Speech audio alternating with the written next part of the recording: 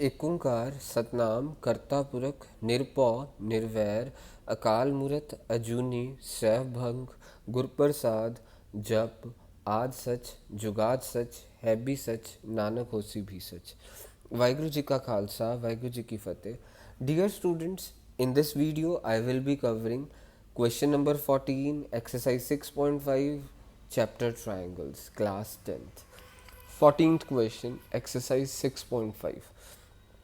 आपके पास क्वेश्चन में एक ट्राइंगल दिया है। क्वेश्चन में आपको फिगर नहीं दिया, आपको बोला there is a triangle A B C, तो उनके अकॉर्डिंगली मैंने ट्राइंगल ए बी सी बना दिया। So there is a triangle A B C and they are saying a perpendicular is drawn from A on side B C. A से एक perpendicular बनाया A D on B C such that, question में बोला given है कि D B is equal to 3 CD। आपको ये question में गिवन है D B is equal to 3 CD, ये चीज़ गिवन है। मीन्स आपको एक ट्राइंगल दिया क्वेश्चन में बनाने के लिए, मीन्स दी नहीं है फिगर, मीन्स आपको बनाना है। मीन्स एक ट्राइंगल एबीसी बोला है, आपने ए से एक परपेंडिकुलर फेंका है, कहाँ पे फेंका है? बीसी पे फेंका है, such that D B is equal to 3 CD। आपको ये गिवन है कि डी बी 3 CD के इक्वल है। और आपको टू प्रूव क्या करना है, ध्यान से देखिएगा। To prove 2AB² is equal to 2AC² plus BC²। 2AB² is equal to 2AC² plus BC²। हमारे को ये चीज़ प्रूव करनी है। और इस चीज़ को प्रूव कैसे करेंगे, ज़रा ध्यान से देखना। डी बी किसके इक्वल दिया? 3 CD के। तो डी बी बी डी यानी डी बी एक ही चीज़ हो गई है। ये 3 CD के, ये हिस्सा 3 CD के इक्वल है। ये पहले से ही सी डी के इक्वल है। अब यानी हम क्या कह सकते हैं, पूरा ये बी सी, पूरा ये वाला बी सी किसके इक्वल होगा? 4 CD के इक्वल होगा। मीन्स हम ये कह सकते हैं यहाँ से यस। मीन्स इतना हिस्सा सी डी, इतना हिस्सा सी डी है, पहले से ही सी डी है, और इतना हिस्सा 3 CD दिया है। D B is equal to 3 CD दिया है, डी बी 3 CD दिया और इतना हिस्सा पहले से ही सी डी है। तो हम क्या कह सकते हैं, ये पूरा बी सी, पूरा बी सी 4 CD के इक्वल हुआ। तो हम यहाँ पे लिख सकते हैं B C is equal to 4 CD। ये हो गया। अब हम क्या कह सकते हैं, बी सी 4 CD के इक्वल है, तो अब हमारे पास एक ये रिलेशनशिप हो गया जिसको हम यूज़ करेंगे अभी प्रूफ में। तो अब पहले मैं इस ट्राइंगल में पाइथागोरस थ्योरम लगा देता हूँ, फिर इस वाले ट्राइंगल में लगा दूंगा। सो पहले अब मैं प्रूफ शुरू कर रहा हूँ। मैंने ट्राइंगल ए डी सी में पाइथागोरस थ्योरम लगाई। सो ए डी सी में पाइथागोरस थ्योरम लगा के हमारे पास क्या आया? A C square is equal to D C square plus A D square. ये पाइथागोरस थ्योरम हो गई। तो अब मैं क्या कह सकता हूँ, ए सी को ए सी रहने दूंगा। सी डी को क्या लिख सकता हूँ, सी डी को बी सी अपॉन 4 लिख सकता हूँ। देखो सी डी, यहाँ से अगर सी डी को अकेला छोड़ना हो तो बी सी अपॉन 4 होगा is equal to C D. यहाँ से 4 मल्टीप्लाई उधर जाके 4 डिवाइड हो गया। तो मैं क्या कह सकता हूँ, तो अभी मैं कह सकता हूँ सी डी हमारा किसके इक्वल होगा? बी सी अपॉन 4, इसका होल स्केयर हो गया, प्लस ए डी स्केयर। सो मैंने आपको एक बारी फिर से बता देता हूँ करा क्या अभी एट प्रेजेंट। यहाँ पे पाइथागोरस थ्योरम लगाई। इस ट्राइंगल में अगर पाइथागोरस थ्योरम लगा रहा हूँ, ये हाइपोटेन्यूस, ये बेस और ये परपेंडिकुलर, कुछ ऐसा हुआ सीन।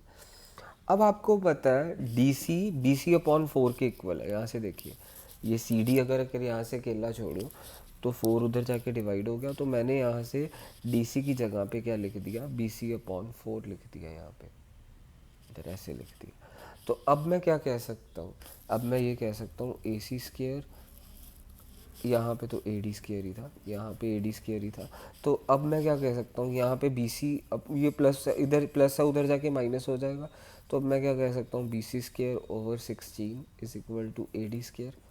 मैंने ए डी स्केयर को अकेला छोड़ रहा हूँ, बस ये याद रखना। यहाँ पे ए डी स्केयर अकेला रहा, ये चीज़ इधर प्लस था, उधर जाके माइनस हो गई और ये ऐसे हो गया। अब मैं पाइथागोरस थ्योरम लगा रहा हूँ कौन से ट्राइंगल में? अब मैं देखूंगा ट्राइंगल ए बी डी। मैंने पहले किस में लगाई Pythagoras theorem? A D C में। अब मैं ए बी डी में लगाने लगा हूँ। ए बी डी में पाइथागोरस थ्योरम लगाई तो ए बी का square is equal to B D का स्केयर प्लस ए डी का स्केयर। तो अब ए बी को ए बी लिखा ऐसे, बी डी को मैं क्या लिख सकता हूँ, बी डी को 3CD लिख सकता हूँ। पहले बी डी को मैंने 3CD लिखा, बी डी देखिए यहाँ से बी डी देखो, बी डी 3CD के इक्वल दिया था, मैंने यहाँ पे 3CD लिखा प्लस ए डी स्केयर ऐसे हो गया। फिर ए बी स्केयर मेरे पास किसके इक्वल आ गया, 9CD square plus A D square. अब मैंने क्या करा, सी डी की जगह पे बी सी अपॉन 4 लिख सकता हूँ, यस। यहाँ से देखिए C D B C upon 4 है, जैसे यहाँ पे भी मैंने सी डी की जगह पे बी सी अपॉन 4 लिखने वाला हूँ अब। So A B square is equal to C D की जगह पे क्या लिखा, बी सी अपॉन 4 और उसका होल स्केयर ऐसे लिख दिया, प्लस ए डी स्केयर ऐसे हो गया। तो मेरे पास क्या अब आ गया, ए बी स्केयर, यहाँ से ये चीज़ प्लस उधर जाके क्या हो जाएगी, माइनस हो जाएगी। तो ए डी स्केयर यहाँ पे अकेला रह जाएगा, -9/16, ये 9 तो वैसे ही रहेगा। सी डी का स्केयर था ना, बी सी का स्केयर था, तो means 9/16 B C square is equal to A D square हो गया। यहाँ पे मैंने क्या करा, जैसे यहाँ पे ए डी को अकेला छोड़ा था, ये चीज़ प्लस थी उधर जाके माइनस करी, वैसे ही मैंने यहाँ पे भी ये कर दिया, मीन्स ये चीज़ प्लस थी उधर जाके माइनस हो गई। ए बी स्केयर -9/4 का square 16 B C square is equal to A D square ऐसे हो गया। अब मैंने क्या देखना है, इसको फर्स्ट इक्वेशन मान लेना, इसको सेकंड इक्वेशन मान लेना। इस फर्स्ट एंड सेकंड इक्वेशन में दोनों के इधर राइट साइड पे ए डी स्केयर है, तो हम क्या कह सकते हैं, फ्रॉम 1 and 2 क्या कह सकते हैं, ये हिस्सा इज इक्वल टू ये वाला हिस्सा होगा। ध्यान से देखिएगा, ये फर्स्ट इक्वेशन, ये सेकंड इक्वेशन। अब मैं क्या कह सकता हूँ, यहाँ पे भी ए डी स्केयर, यहाँ पे भी ए डी स्केयर। तो अब मैं ये कह सकता हूँ ये वाली पोर्शन ये वाले पोर्शन के इक्वल होगा। तो अब मैं कह सकता हूँ फ्रॉम 1 and 2 इक्वेशन 1 and 2 मैं कह सकता हूँ A C square minus B C square upon 16 is equal to A B square minus 9/16 B C square. तो अब मेरे पास क्या हो गया, बेसिकली बी सी वाली टर्म्स मैं इकट्ठी कर देता हूँ, और ए सी स्केयर यहाँ पे ऐसे हो गया, A C square B C squares वाली टर्म इकट्ठी कर रहा हूँ अब मैं, A C square is equal to A B square minus 9/16 B C square plus B C square upon 16। ये बी सी स्केयर वाली टर्म्स इकट्ठी करी हैं बेसिकली। अब मेरे को देखना है प्रूफ में क्या क्या चाहिए और क्या क्या नहीं चाहिए। चलो अभी हम वो देखते हैं। अच्छा, इसको अभी रीअरेंज हम प्रूफ के हिसाब से करते हैं। टू प्रूफ में हमारे को ए बी स्केयर अलग चाहिए ना, तो मैंने ए बी स्केयर को अकेला छोड़ा, ए सी स्केयर और बी सी स्केयर इकट्ठा चाहिए, ए सी स्केयर के साथ बी सी स्केयर वाली टर्म्स इकट्ठी करी हैं। यहाँ पे -9 है, वहाँ पे +9/16 बी सी स्केयर हो जाएगा, और ए बी स्केयर इधर अकेला रह जाएगा, क्योंकि देखो टू प्रूफ में भी ए बी स्केयर अकेला है, तो मैंने इसीलिए ए बी स्केयर को अकेला छोड़ा। अब यहाँ पे एलसीएम क्या हो गया मेरे पास, 16 हो गया, यहाँ पे एलसीएम 16 हो गया, तो यहाँ पे 16 A C square minus B C square plus यहाँ पे भी क्या हो गया 9 B C square is equal to A B square.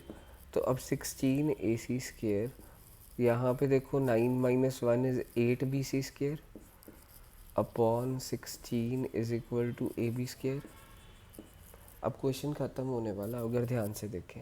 अब इन दोनों में से कॉमन क्या है, 8 कॉमन हो गया, अंदर क्या रह गया 2 A C square minus B C square upon 16 is equal to A B square.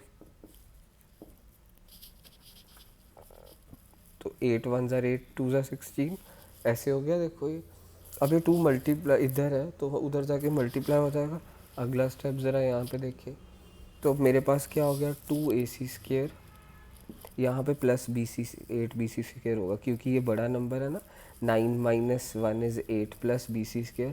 तो मेरे पास क्या हो गया 2 A C square plus B C square is equal to 2 A B square. ये 2 उधर जाके क्रॉस मल्टीप्लाई हो गया और ये क्वेश्चन प्रूफ हो गया मेरे पास। देखो जो प्रूफ करना था वही प्रूफ हुआ। सो इन शॉर्ट मैं आपको बताने लगा हूँ, इतना हिस्सा बी डी दिया था, इतना सॉरी ये इतना हिस्सा बी डी था, बी डी किसके इक्वल था 3 सी डी के, ये सी डी था। तो मेरे पास क्या हो गया, ये पूरी चीज़ 3 C D plus C D 4 C D हो गई। तो अब मैं 4 सी डी को क्या लिख सकता हूँ, बी सी को 4 सी डी लिख सकता हूँ। तो मैंने पहले इस ट्राइंगल में पाइथागोरस थ्योरम लगाई, फिर इसमें लगाई, मींस पहले ए डी सी में लगा दी। तो A C square is equal to D C square plus A D square, इसमें ए डी को अकेला छोड़ा। तो डी सी की जगह पे क्या लिख सकता था, बी सी अपॉन 4। तो ये चीज़ प्लस उधर जाके माइनस हो जाएगी, बी सी का स्क्वायर बी सी स्क्वायर, 4 का स्क्वायर 16, ये प्लस वाली चीज़ उधर माइनस हो गई, ये आ गया। फिर ए बी डी में पाइथागोरस थ्योरम लगाई, ए बी डी में पाइथागोरस थ्योरम लगाई, A B square is equal to B D square plus A D square. अब बी डी की जगह पे क्या लिख सकता हूँ, 3 सी डी लिख सकता हूँ। देखो बी डी हमारे को पहले ही 3 सी डी के इक्वल दिया था, गिवन था, तो बी डी की जगह पे 3 सी डी लिखा। फिर उसके बाद प्लस ए डी स्क्वायर। अब मैंने क्या करा, इस 9 सी डी स्क्वायर था यहाँ पे, तो क्योंकि 3 का स्क्वायर 9 हो गया, तो इस सी डी स्क्वायर की जगह पे क्या लिखा, सी डी किसके इक्वल था, बी सी ओवर 4। इस सी डी की जगह पे बी सी अपॉन 4 लिखा। देखो मैंने एरो भी शो करा, इस सी डी की जगह पे अब मैंने बी सी अपॉन 4 लिखा। तो अब बी सी अपॉन 4 मीन्स 9, तो 9 ऐसे ही रहेगा, बी सी का स्क्वायर अपॉन 4 का स्क्वायर क्या हो गया 16। ये पूरी टर्म प्लस था, उधर जाके माइनस कर दी, 9 upon 16 B C square is equal to A D square रह गया।